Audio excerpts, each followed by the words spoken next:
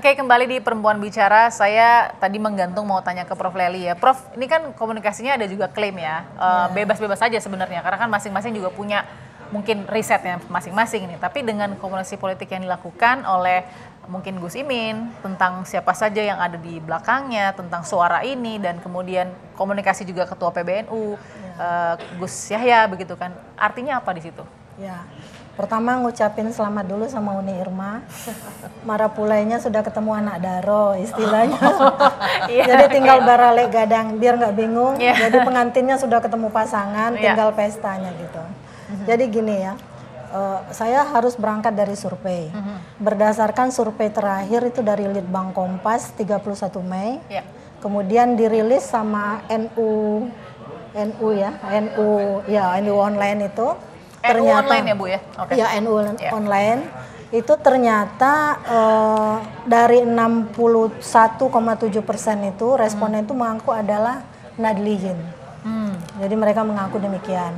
Yang lucunya pilihan partai mereka itu Mbak Balkis, pilihan partai itu ada 5 yang naik yaitu PDIP, Gerindra, Golkar, PKB sama Nasdem. Sisanya turun pilihan terhadap partai politik. PDIP itu naik dari 19,7 menjadi 22,8. Yang di bawahnya mengikutin gitu ya. Artinya dari warna ini kita bisa melihat gitu ya. Meskipun kiblat sholatnya sama gitu dengan NU itu, kiblat politiknya beda-beda. Nah, itu satu catatan kita. Yang kedua, yang dirilis oleh NU online itu ada 5 bakal calon wakil presiden yang dianggap punya rating tertinggi. Yang pertama itu Erick Thohir, meskipun dianggap baru ya Bu Maria ya, Erick Thohir, Hopipa Indar Parawansa, kemudian Caimin, kemudian satunya Nazaruddin Umar, Prof. Nazaruddin Umar, dan terakhir Mbak Yeni Wahid. Nah, itu punya segmentasi masing-masing tuh, punya segmentasi masing-masing. Yang lucunya Caimin itu di DKI itu 0% suara pemilihnya. Jadi DKI dan Minang, justru gitu, Betawi dan Minang. Kalau dilihat berdasarkan etnik, tapi dilihat dari berdasarkan agama 3,0%. Jadi sedikit juga gitu Islam. Artinya demikian variatifnya. Maka semua hal itu kalau dilihat dari survei itu harus ditopang dengan komunikasi politik. Jadi sudah benar menurut saya sesuatu yang tidak bisa dipungkiri, komunikasi politik itu harus berjalan dari awal sampai akhir. Bahkan sudah terpilih pun nanti harus tetap ada komunikasi politik. Itu namanya mengawal keterpilihan. Nah, dinamika inilah yang juga harus dibaca oleh para calon, para orang-orang yang dilirik, baik oleh survei maupun oleh calon-calon bakal presiden itu. Intinya demikian. Jadi komunikasi itu penting dan komunikasi itu sudah benar menurut saya dilakukan. Sudah benar. Jadi, artinya nggak apa-apa juga kalau Gus Imin mau klaim ada juga warga NU secara kultural yang ikut satu dengan kata saya. Yang saya dengar beliau ucapkan itu adalah yang nggak usah dibilang ada calon wakil presiden atau presidennya NU, tapi saya dari kecil orang tahu bahwa saya NU. Nah, ini sebenarnya juga adalah pesan bagi warga NU yang mendengarkan. Jadi komunikasi politik itu kan penuh dengan simbol-simbol, termasuk perkataan, perbuatan, lirikan mata dan seterusnya. Tapi dari Ketua PBNU menurut Prof. Lely pas juga untuk mengatakan tidak ada calon NU, pas juga. Karena dari survei tadi kita sudah bilang biarpun kiblat ibadahnya satu, tapi kiblat politiknya beda-beda. Ternyata pilihan partainya beda. Nasdem termasuk yang meningkat pilihan warga NU-nya gitu. Sebelum ini sebelum deklarasi ya Uni, apalagi setelah deklarasi nanti mudah-mudahan Nasdem melakukan survei sendiri supaya lebih terlihat kemana warga NU itu akan berlabuh. Ini Uni sedang survei sekarang. Sedang survei ya. Saya mau ke Bu Maria untuk dielaborasi dulu. Secara kultural bagaimana mapping dari NU? Ternyata kan grassroots juga punya pilihan banyak gitu. Secara kultural maupun secara struktural kan sebenarnya juga menurut saya ya itu masih sulit juga kalau dikatakan NU itu boleh jadi tadi ada berapa 5 pilihan ya, boleh jadi juga bisa lebih gitu.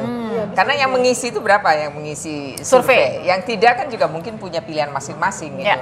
Nah, saya justru ingin menanggapi dari Mbak Husnul tadi poin bahwa NU itu berpolitik. Nah, NU itu berpolitik memang iya, tapi politiknya adalah bukan politik praktis, politik untuk melakukan sebuah perubahan. Dan Oh, tadi cocok ya dengan koalisi perubahan tadi. ya, artinya gini, terlepas dari itu. Jadi itu sebenarnya amanat dari di dalam pengkaderan NU itu kan ada nilai-nilai yang ditanamkan ya, bahwa ketika setelah kita semua manusia diciptakan Allah untuk beribadah. Yang pertama itu. Mandat yang kedua untuk menjadi khalifah fil ard. Menjadi representasi Tuhan di muka bumi, kira-kira seperti itu. Kemudian yang ketiga, wa ma arsalnaka illa rahmatan lil alamin, menjadi memberikan rahmat bagi semesta.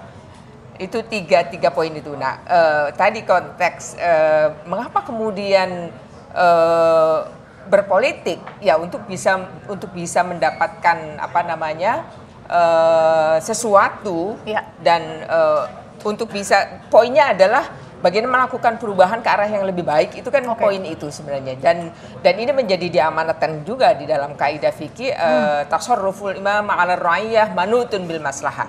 Jadi sebagai pemimpin itu kan punya kewajiban untuk mensejahterakan rakyatnya, termasuk dalam konteks ini adalah pemimpin tidak hanya pemimpin formal, tetapi juga pemimpin-pemimpin secara struktural.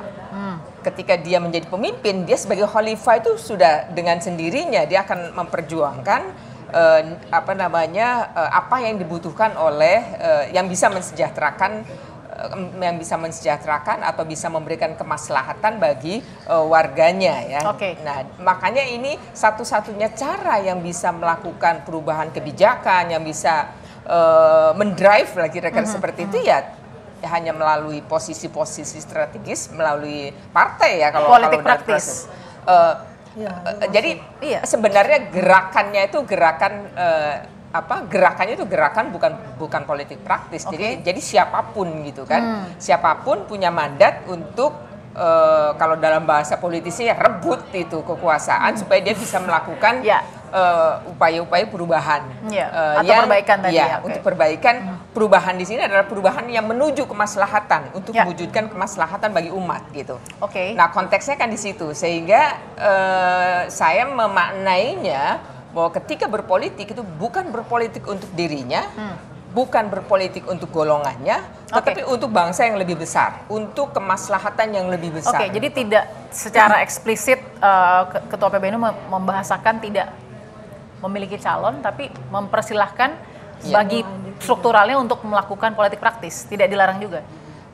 Tidak dilarang, tetapi tidak boleh mengatasnamakan NU. Baik, sesaat lagi kita akan bahas Uni Irma dan Buku Semua, tetap di Perempuan Bicara.